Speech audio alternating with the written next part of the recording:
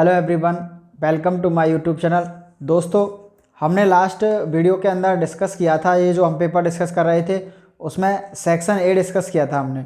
तो उसके अंदर हमने देखे थे ऑब्जेक्टिव टाइप क्वेश्चन और फिल इन दी ब्लैंक्स और वेरी शॉर्ट टाइप आंसर, जिसमें हमने 1, 2 और 3 क्वेश्चन को सॉल्व कर लिया था। अब बात करते हैं हम उसी पेपर में आगे क्वेश्चन नंबर 4 की। तो दोस्तों, क्वेश्चन नंबर 4 है आपका, उसमें 2 पार्ट दिए हैं मैंने। ये काफ़ी इंपॉर्टेंट क्वेश्चंस हैं पेपर के, है ना। कई बार एग्जाम में पूछे गए हैं और आगे भी पूछे जाएंगे, इसलिए हमको ये सारे क्वेश्चन तो आने ही चाहिए पक्का। Glass is considered as a super cooled liquid, give reason. यानी आपका जो ग्लास है उसको सुपर कूल्ड लिक्विड कंसीडर किया जाता है, इसका रीज़न पूछा है। तो दोस्तों, आपको पता है कि ग्लास जो है आपका एक एमोर्फस सॉलिड है या क्रिस्टलाइन सॉलिड है ना, नॉन क्रिस्टलाइन सॉलिड है। तो ग्लास के अंदर है ना आपकी लिक्विड के तरह फ्लो की टेंडेंसी होती है ना। Glass have tendency to flow like liquid, so that is called super cooled liquid. Okay, तो ये उसका रीजन होता है। अगला क्वेश्चन है, which type semiconductor is formed when arsenic is doped with germanium, है ना। आर्सेनिक को जर्मेनियम के साथ डोप किया जाता है, डोपिंग की जाती है उसकी। तो आपको पता है कि 14 ग्रुप के एलिमेंट्स कौन से होते हैं आपके, कार्बन, सिलिकॉन, जर्मेनियम और पीवी लेड, है ना। 15 ग्रुप की अगर हम बात करें तो नाइट्रोजन, फॉस्फोरस, आर्सेनिक और एंटीमनी, है ना, एंटीमनी। तो आपका क्या कह रहा है कि भाई जर्मेनियम में आप क्या मिला रहे हो, आर्सेनिक मिला रहे हो। जर्मेनियम में आप किसको डोपिंग कर रहे हो, आर्सेनिक की। तो जब अपन 15 ग्रुप के एलिमेंट्स को 14 ग्रुप एलिमेंट्स में डोपिंग करते हैं, तो आपका कौन सा टाइप का सेमीकंडक्टर बनता है, एन टाइप का सेमीकंडक्टर बनता है। ठीक है भाई, तो इस तरह के क्वेश्चन पूछ लिए जाते हैं। अगर 13 ग्रुप का एलिमेंट दिया जाता और उसको अपन डोपिंग कराते किसमें, 14 में, तो बनता है आपका पी टाइप का सेमीकंडक्टर। ठीक है, तो ये 4 क्वेश्चन हो गया। अगला है fifth question, a compound is formed by 2 element M and N. आपका एक कंपाउंड है जो आपका एम और एन टाइप के एलिमेंट से मिलकर बना है, एम और एन टाइप के एलिमेंट से मिलकर बना है। फिर कह रहा था element N form CCP and atom M occupy 1/3 of tetrahedral. What is the formula of the compound. ये कह रहा भाई आपका एक सॉलिड है, वो एम और एन से मिलकर बन रहा है। एम क्या बना रहा है आपका, अच्छा उसने पहले बोल रखा है कि एन जो है वो सीसीपी बनाता है। तो total number of N particles, total number of N particles क्या बना रहा है आपका, एन सीसीपी बना रहा है भाई। क्या बना रहा है, एन सीसीपी बना रहा है। सीसीपी का मतलब आपकी एफसीसी टाइप की यूनिट बन रही है, और एफसीसी के अंदर टोटल नंबर ऑफ पार्टिकल कितने होते हैं आपके, 4 होते हैं, है ना। एफसीसी के अंदर टोटल नंबर ऑफ पार्टिकल कितने होते हैं, 4। यानी कि आपका एन सीसीपी बना रहा है, इसका मतलब एफसीसी बना रहा है, और एफसीसी के अंदर आपके टोटल नंबर ऑफ पार्टिकल कितने होते हैं, 4। ठीक है, एम ऑक्यूपाई 1/3 टेट्राहेड्रल वर्ड, है ना।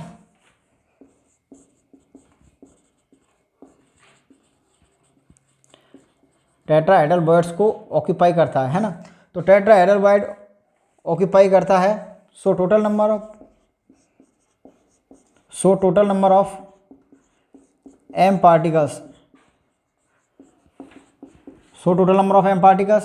आपके पास टोटल टेट्राहेड्रल वर्ड कितनी होती हैं, टोटल टेट्राहेड्रल वर्ड कितनी होती हैं भाई सीसीपी के अंदर। सीसीपी के अंदर आपके टोटल टेट्राहेड्रल वर्ड कितनी होती हैं, 8, है। और 4 क्या होती हैं आपकी, ऑक्टाहेड्रल वर्ड। तो 8 होती हैं, लेकिन वो कितने को ऑक्यूपाई कर रहा है, 1/3 को। तो ये कितना हो जाएगा आपका, 8/3। चलिए, तो आपका जो फॉर्मूला होगा, फॉर्मूला ऑफ सॉलिड क्या जाएगा, आप सबसे पहले एम लिखोगे। एम कितना है, 4, और एन कितना है आपका, 8/3। ठीक है, तो अपन इसको सॉल्व करेंगे तो क्या हो जाएगा आपका, एम मैं क्या करता हूँ, दोनों तरफ 3 से मल्टीप्लाई करा देता हूँ। तो यहाँ पर अपन 3 से मल्टीप्लाई कराएंगे तो आपका ये क्या रहेगा, ये हो जाएगा। तो ये हो जाएगा आपका एम 12 और एन 8। अब इसको आगे अपन क्या कर सकते हैं, 4 से कट कर सकते हैं। 4 3 जा 12 और 4 2 जा 8। तो इसका जो सॉलिड का फॉर्मूला है वो क्या आ जाएगा आपका, M3 और N2 क्लियर है। अगला क्वेश्चन है explain SN1 reaction with appropriate example. आपको SN1 को एक्सप्लेन करना है और ये क्वेश्चन 1.5 नंबर में पूछा है, तो आपको SN1 के बारे में बताना है कि भाई SN1 में क्या होता है, और इसको एक एग्जाम्पल के साथ अपन को क्या करना है, एक्सप्लेन करना है। एक एग्जाम्पल भी देना है इसका साथ में। तो बात करें दोस्तों अगर SN1 की, तो SN1 आपकी क्या है, unimolecular nucleophilic substitution reaction. SN1 क्या है आपकी, यूनिमोलिकुलर न्यूक्लियोफिलिक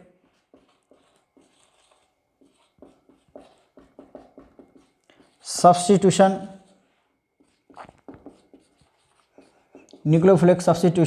रिएक्शन, जिसको अपन शॉर्ट में SN1 से भी रिप्रेजेंट करते हैं। तो SN1 रिएक्शन में क्या होता है, अपन फर्स्ट पॉइंट की बात करें तो this reaction occur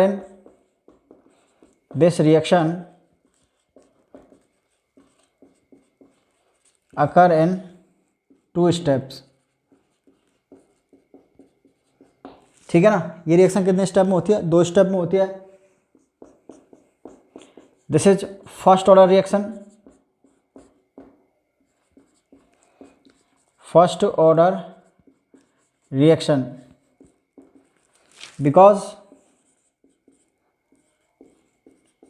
because rate of reaction depends only concentration of reactant, इसलिए इसको अपन क्या बोलते हैं, फर्स्ट ऑर्डर की रिएक्शन बोलते हैं। देखिए अगर हम बात करें तो ये रिएक्शन कौन से सॉल्वेंट में होती है, दिस रिएक्शन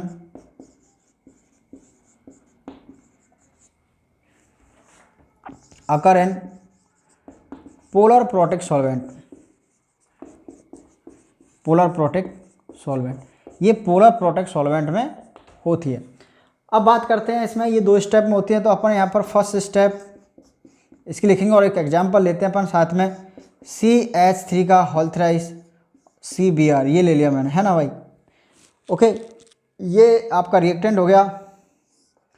अब अगर हम बात करें इस रिएक्शन के अंदर, तो सबसे पहले क्या होता है, फर्स्ट स्टेप में ये जो कार्बन और एल्केल हैलाइड, ये कार्बन और हैलाइड वाला जो बॉन्ड है, ब्रोमीन वाला, ये बॉन्ड ब्रेक होता है ना। ये बॉन्ड क्या होता है, ब्रेक होता है, और आपका बनता है यहाँ पर CH3 का होल थ्राइस C+। ये 3 डिग्री कार्बोकैटायन बना है यहाँ पर। तो ये आपका क्या होता है,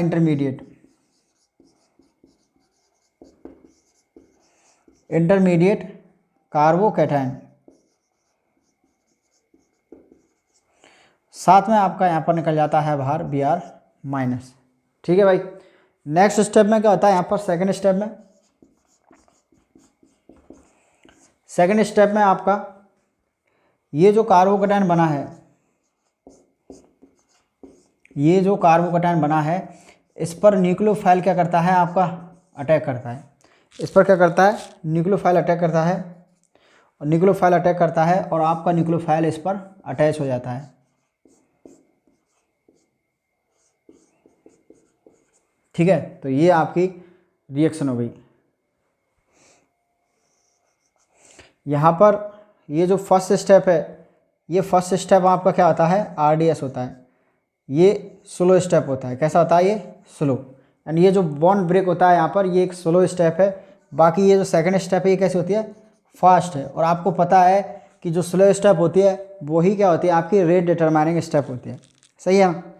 देखिए वैसे तो SN1 में और कई सारी बातें हैं इसकी। अगर हम स्टीरियोकेमिस्ट्री की बात करें तो इसमें रेसमिक मिक्सचर का फॉर्मेशन होता है, और आपका क्या बनता है, दोनों ही तरह से आपका न्यूक्लियोफाइल अटैक कर सकता है, फ्रंट अटैक कर सकता है, बैक अटैक कर सकता है। ठीक है नहीं, क्योंकि बनने वाला जो कार्बोकैटायन होता है, इसमें बनने वाला कार्बोकैटायन आपका कैसा होता है, sp2 हाइब्रिडाइज होता है, जो कि आपका प्लेनर होता है। उसमें आपका जो न्यूक्लियोफाइल है ये आगे से और पीछे से, यानी फ्रंट और बैक दोनों साइड से अटैक कर सकता है। जो बनने वाला प्रोडक्ट होता है वो आपका 50% R और 50% S कॉन्फ़िगरेशन वाला बनता है, जिससे जो मिक्सचर बनता है आपका वो रेसमिक मिक्सचर बनता है। और आपको पता होना चाहिए कि रेसम मिक्सचर आपका ऑप्टिकली इनएक्टिव होता है, ठीक है ना। तो डिटेल में हम ज़्यादा डिस्कस नहीं करेंगे, बट फिलहाल आप अगर हम बात करें तो इस तरह से आप एक नंबर में जब क्वेश्चन आता है ग्रेड नंबर में तो आप इतना लिख सकते हो। क्लियर है ये बात? चलिए भाई आगे देखते हैं। आप कहने का मतलब यह है कि SN1 और SN2 पर आपको क्वेश्चन कैसे भी तरीके से पूछा जा सकता है, इंपॉर्टेंट है, आप देख के जाएं इसको एग्जाम से पहले पक्का। क्लियर है? चलिए भाई, calculate the molarity of A solution containing 5 gram of NaOH in 450 ml solution. तो सिंपल सा आपका क्या है, एक मोलरिटी कैलकुलेट करने का क्वेश्चन है। तो कह रहा है कि आप मोलरिटी कैलकुलेट कीजिए एक सॉल्यूशन की जिसमें 5 ग्राम NaOH मिला हुआ है और सॉल्यूशन का आपको वॉल्यूम दे रखा है। ठीक है भाई, NaOH का सॉल्यूशन है और सॉल्यूशन का आपको क्या दे रखा है, वॉल्यूम। ये सिंपल से क्वेश्चन पूछ लिए जाते हैं एग्जाम में। आपको ये सारे फॉर्मूले और इनसे रिलेटेड बेसिक न्यूमेरिकल देख के जाना है। ठीक है भाई, देखिएगा क्वेश्चन नंबर जो 7, इसका आंसर हम देखने जा रहे हैं। आपको क्या दिया है, 5 ग्राम NaOH गिवन है ना। गिवन क्या है आपको, 5 ग्राम NaOH है ना। तो 5 ग्राम NaOH और वॉल्यूम ऑफ सॉल्यूशन कितना गिवन है भाई, 450 ml। इसकी अपन को क्या कैलकुलेट करनी है, मोलैरिटी कैलकुलेट करनी है। इतना सा काफ़ी होता है, क्या गिवन है और क्या पूछ रहा है ये हमने देख लिया। फिलहाल अगर हम बात करें तो मोलैरिटी कैलकुलेट करने के लिए आपको पता है क्या चाहिए, number of moles of solute कौन है यहाँ पर, NaOH। तो उसका तो हमें मोल चाहिए और वॉल्यूम आपको दे रखा है सॉल्यूशन का, है ना। तो सबसे पहले अपन मोल्स कैलकुलेट करते हैं। Number of moles of NaOH है ना। मोल्स कैसे कैलकुलेट करते हैं, गिवन मास अपन मोलर मास। आपका गिवन मास क्या हो गया 5 और मोलर मास ऑफ NaOH कितना होगा देखते हैं इधर। मोलर मास ऑफ NaOH कितना हो जाएगा भाई, 23 तो होता है सोडियम का, 16 होता है आपका ऑक्सीजन का और 1 होता है आपका हाइड्रोजन का। तो टोटल मिलाकर ये कितना हो जाएगा, 40 हो जाएगा। ठीक है भाई, 40 ग्राम। तो यहाँ पर अपन 40 रखेंगे तो 5 1 जा 5 और 5 8 जा 40, 1/8 आ जाएगा, 1/8 मोल। तो मोलैरिटी निकालने के लिए अपन क्या करेंगे, मैंने कैपिटल M लिख दिया। नंबर ऑफ मोल्स ऑफ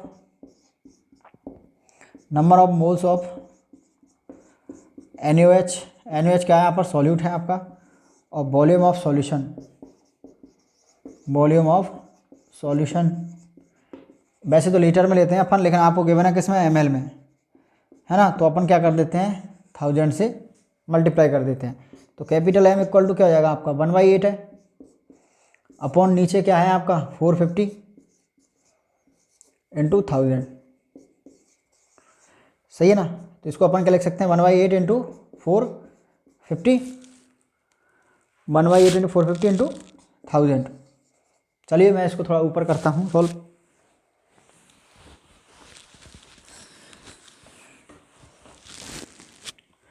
क्या था आपका 1/8 इंटू 450 इंटू 1000, ये कट जाएगा आपका 0 से 0। और यहाँ पे आपका क्या है 100 अपॉन 8 इंटू 45।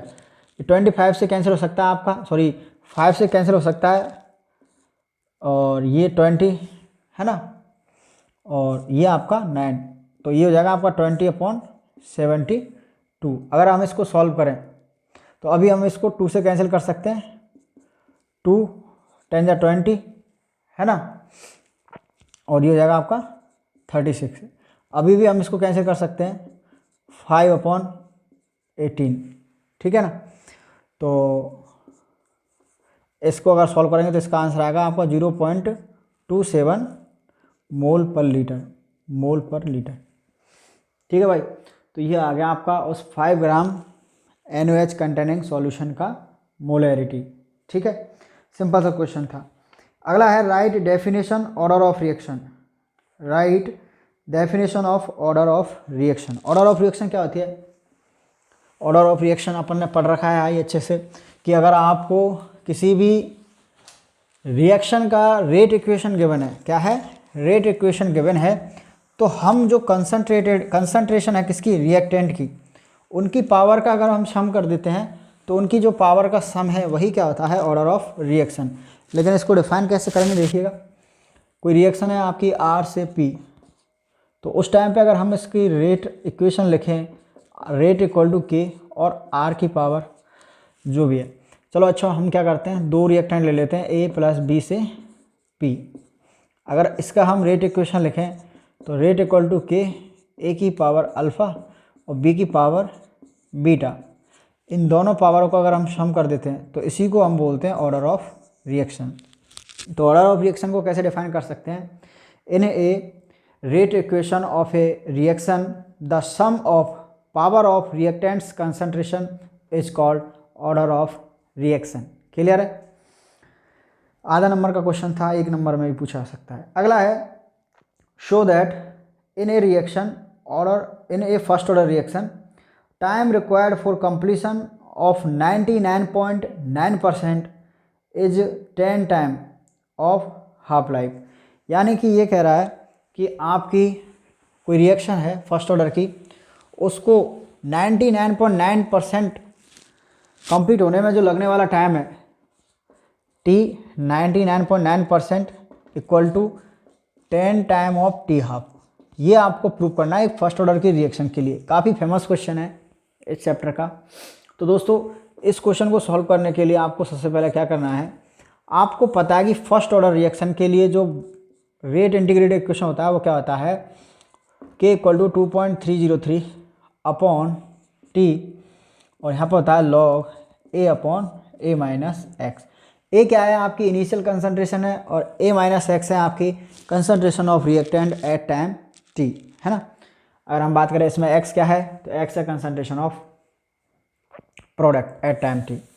चलिए अब हम इस इक्वेशन से बनाते हैं 99% के लिए। जब भी इस तरह के आपको क्वेश्चन दिए जाते हैं तो आपको करना क्या है, जैसे ये परसेंट वाला क्वेश्चन है, इसका मतलब ये है T 99.9 का कि आपकी जो रिएक्शन है ना वो 99.9% हो चुकी है। हो चुकी का मतलब आपका प्रोडक्ट इतना बन चुका है। तो इधर देखिएगा, उस टाइम पे हम प्रोडक्ट को कितना लेके चलेंगे? 100 लेके चलेंगे भाई। आपका प्रोडक्ट कितना है? 100 है। सॉरी, रिएक्टेंट आपका कितना है? 100 है ना। तो आपने 100 मान लिया रिएक्टेंट को, 100%। उसमें से बन कितना चुका है? ये जितने भी दिया होता है उसको अपन x मानते हैं, 99.9। ठीक है भाई। तो अब इसको थोड़ा सा और सॉल्व करेंगे। 99.9% equal to 2.303 K log 100 upon 100 minus 99.9 करेंगे तो क्या आएगा? 0.1 आएगा आपका। ठीक है भाई, और 0.1 आएगा तो अब हम इसको क्या कर सकते हैं, थोड़ा सा और सिंप्लीफाई करेंगे तो इसको ऊपर अपन क्या लिख सकते हैं, इसको 1000 लिख सकते हैं। ठीक है ना, पॉइंट हटाएंगे तो ऊपर 0 हो जाएगी, और 1000 लिख सकते हैं तो इसको 10 की पावर 3 लिख सकते हैं, और log 10 की पावर 3 की जो वैल्यू आएगी वो कितनी आ जाएगी? 3 आ जाएगी। यहाँ पर कितना आ गया आपका? ये 3 आ गया, और ये वही आपकी इक्वेशन नंबर 1। ठीक है। अब अपन क्या करेंगे, अपन ने रिएक्शन तो एक ही मानी है, उसके लिए हम T50% निकालेंगे। क्या निकालेंगे? T50%। और T50% क्या होता है वैसे तो अपन जानते हैं, लेकिन फिर भी एक बार इस तरह से इक्वेशन बनाएंगे अपन वापस से। आपको ये भी पता है कि किसी भी रिएक्शन के लिए जो K की वैल्यू है वो क्या रहती है? सेम रहती है। रेट कांस्टेंट K की वैल्यू सेम रहती है। वो डिपेंड करती है किस पर? आपके टेम्परेचर पर। अगर हम सेम टेम्परेचर पर रिएक्शन करा रहे हैं तो K की वैल्यू चेंज नहीं होगी। तो सेम टेम्परेचर पर ही हम कर रहे हैं बात। लॉग A अपन 100 ले रहे हैं, 100 माइनस क्या आ जाएगा? 50। ठीक है भाई। तो इसको थोड़ा सा मिटा देता हूँ मैं ऊपर से।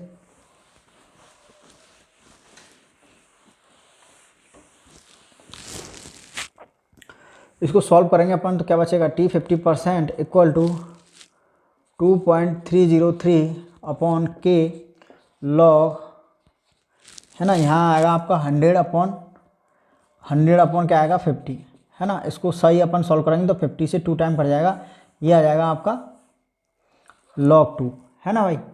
अब log 2 आ जाएगा तो log 2 की वैल्यू अपन जानते हैं, log 2 की वैल्यू कितनी होती है 0.3010, है ना, यही होती है ना 0.3010। तो ये अपन की एक इक्वेशन बन गई, इसको दे देंगे इक्वेशन नंबर 2। अब हम कंपेयर करेंगे इक्वेशन नंबर 1 और 2 को। कंपेयर क्या, हम इसमें डिवाइड देंगे इक्वेशन नंबर 1 डिवाइड बाई 2। तो इक्वेशन नंबर 1 क्या थी आपकी T99%, 99.9%, और यहाँ आएगा आपका T50%। इक्वल टू क्या आएगा आपका, इक्वल टू ये क्या है 2.303 अपॉन के, और इधर क्या है आपका 3, है ना भाई। और ये अगला क्या है 2.303 अपॉन के इंटू 0.3010, ठीक है ना, 0.3010। अब आपका ये तो कैंसिल आउट हो जाएगा, ये तो सेम है, बचेगा क्या आपका,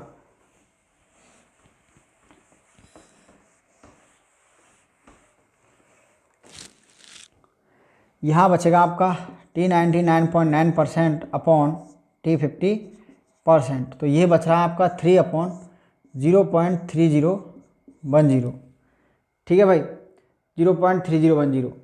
अगर हम बात करें इसकी तो T99.9%, अगर आप इसको सॉल्व करोगे तो ये जो वैल्यू है आपकी वो लगभग किसके समथिंग आएगी 10 के समथिंग, ठीक है ना, 10 के समथिंग आ रही है इसकी वैल्यू। इसलिए अपन क्या रखेंगे इसको 10, और इधर आ जाएगा आपका T50%। तो ये आपका क्या हो गया, प्रूफ हो गया कि T99.9% इक्वल टू 50%। एग्जैक्ट 10 तो नहीं आएगा, बट 10 के लगभग सेम आएगा, तो हम उसको 10 मान सकते हैं।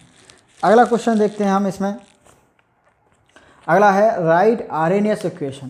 तो आरएनएस इक्वेशन आपसे पूछिए, तो आरएनएस इक्वेशन क्वेश्चन नंबर कौन सा है 9।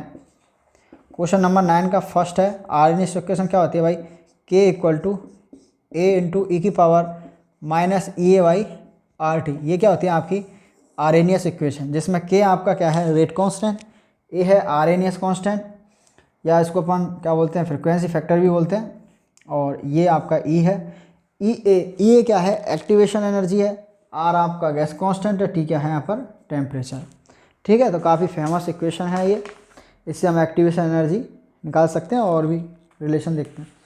For a reaction A plus B से पी, रेट लॉ गिवन है आपको, एक रिएक्शन है ए से बी, उसके लिए आपको क्या दे रखा है रेट लॉ। नेक्स्ट क्वेश्चन है क्वेश्चन नंबर 9 का सेकंड पार्ट।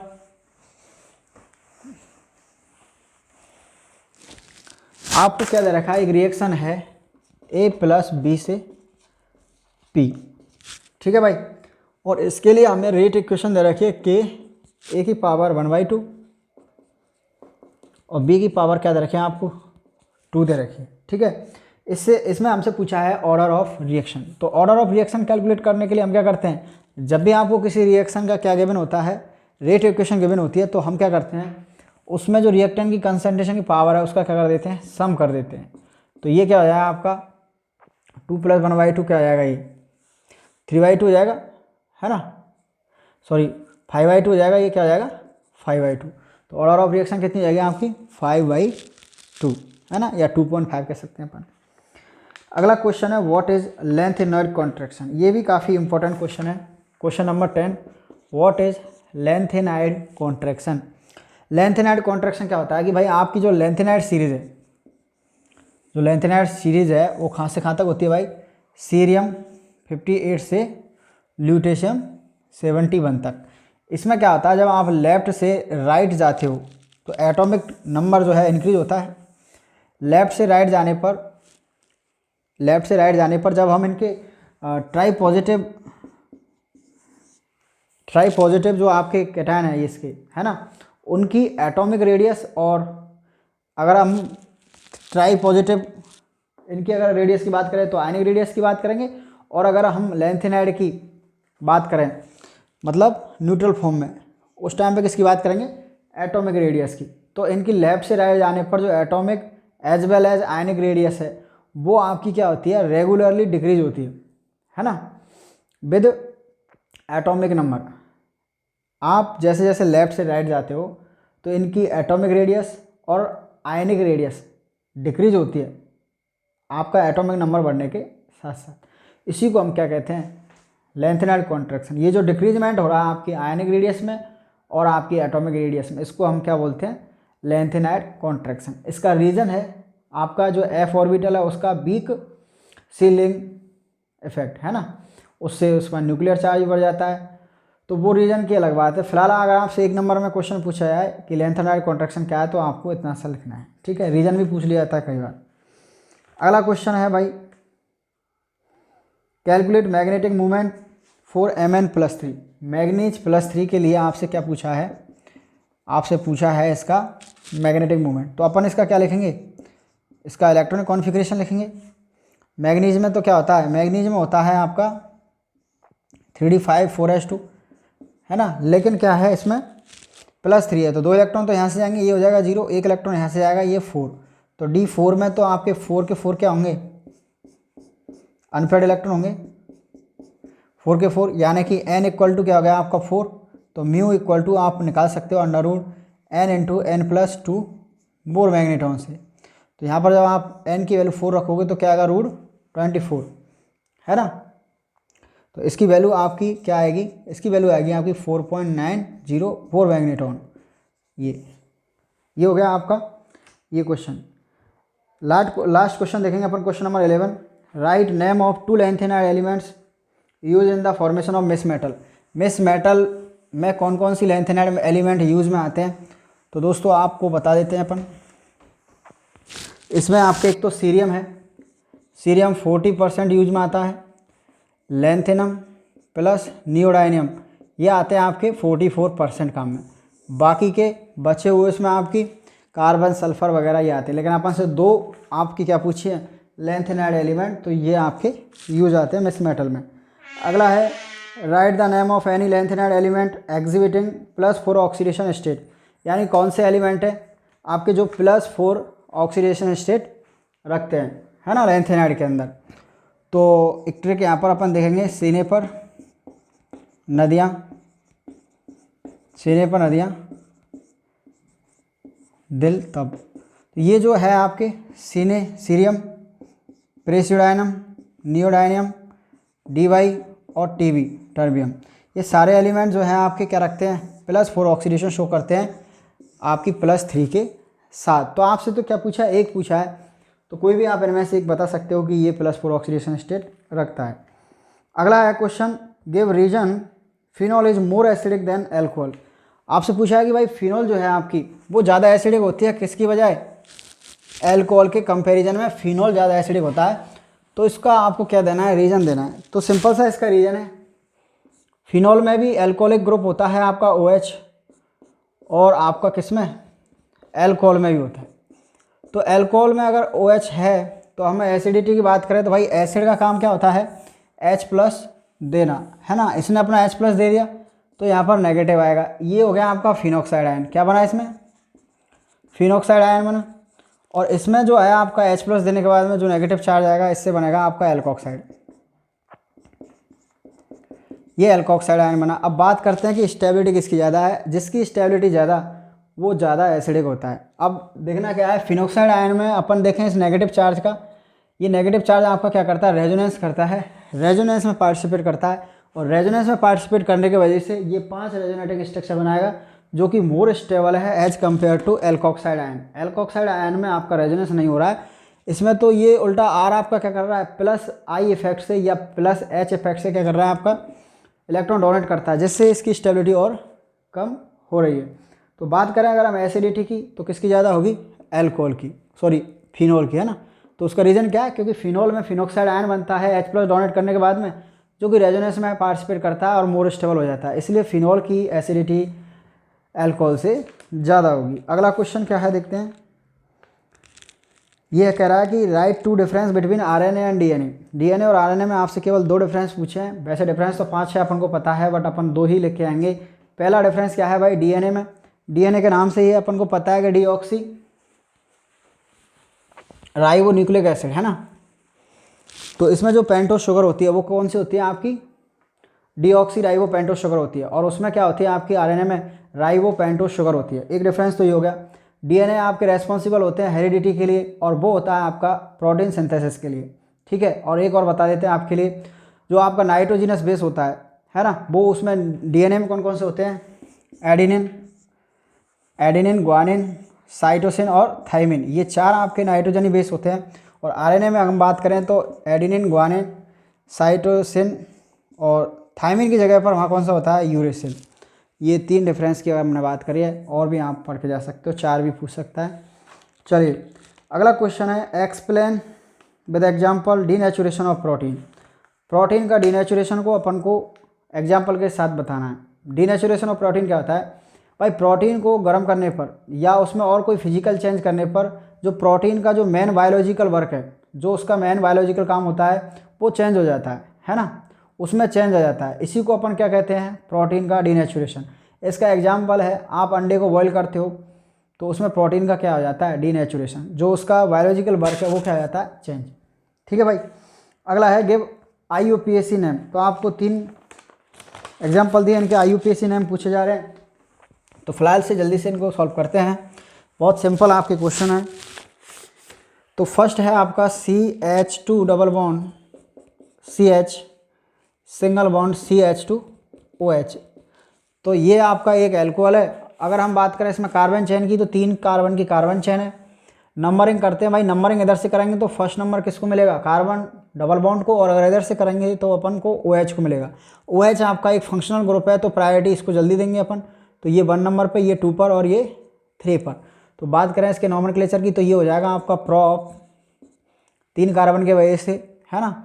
और आपका फर्स्ट कार्बन पे क्या है, सॉरी सेकंड कार्बन पे क्या है, इन है, तो प्रोप 2 इन।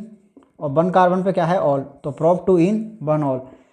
सेकंड देखिएगा, सेकंड है आपका CH2 CH CH2, और तीनों कार्बनों पर क्या लगा हुआ है, आपका OH ग्रुप लगा हुआ है ना।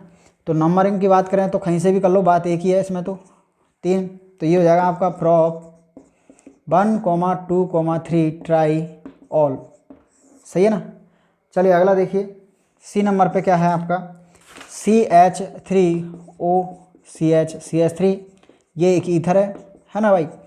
ईथर में अगर हम बात करें तो ये आपकी मेन चेन हो जाएगी 3 कार्बन की। बड़ी चेन को अपन मेन चेन मानते हैं और छोटी को अपन एक सब्स्टिट्यूएंट मान लेंगे। तो इसमें नंबरिंग करनी पड़ेगी अपन को 1, 2, 3।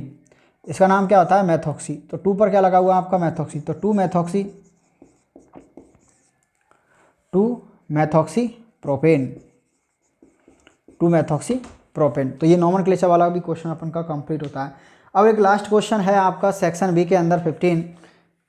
अगला क्वेश्चन है आपका, देखिएगा, right equation of the following reaction. आपको क्या है, रिएक्शन दिए इनके, आपको इक्वेशन लिखने हैं कि भाई आपका जो फिनॉल है उसकी रिएक्शन हम किसके साथ कराते हैं। तो क्या होता है, फर्स्ट क्वेश्चन है, phenol reacts with concentrated HNO3।